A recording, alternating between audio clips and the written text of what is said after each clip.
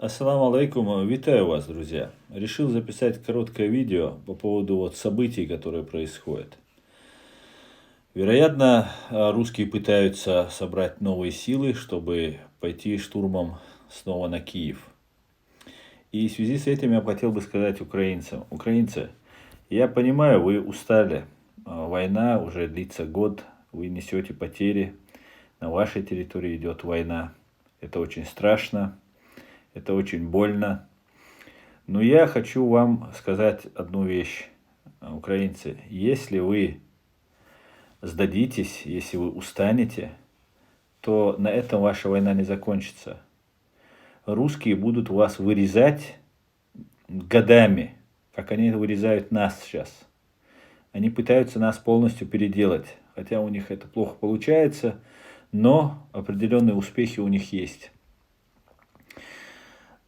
И Кадыров, Ахмад, когда перешел на сторону русских, он сказал, что хватит чеченцам воевать, чеченцы устали от войны. И это была правда. Мы столько лет находились. Первые 2 года войны, потом 3 года межвоенное время, что тоже была война. И потом еще 10-15 лет следующей войны. Это было очень трудно. И чеченцы устали очень сильно. И он говорил, мы, чеченцы, должны созидать, мы мирные люди, мы не должны воевать там и так далее, и так далее.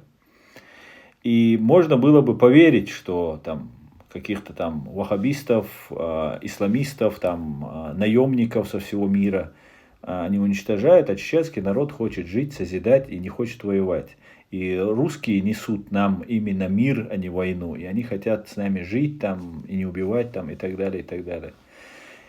Сегодня мы видим, что это оказалось ложью. Чечне всех забирают на войну против Украины. Насильно мобилизуют. Кто отказывается, того расстреливают, сажают, избивают, пытают. Еще до начала вот этой широкомасштабной войны депутат Федоров, русский депутат Федоров, говорил, что украинцев нужно убить 20%. То есть около 8 миллионов нужно убить, чтобы украинцы стали другой нацией. И, скорее всего, это будут те люди, которые являются пассионариями в своем обществе. Поэтому, украинцы, сомкнуть ряды, держитесь, знаем, что трудно. Мы все с вами.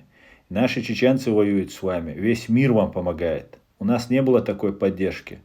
И завтра, когда вы победите, вы станете в 100 крат сильнее. Слава Украине! Все будет Ичкерия.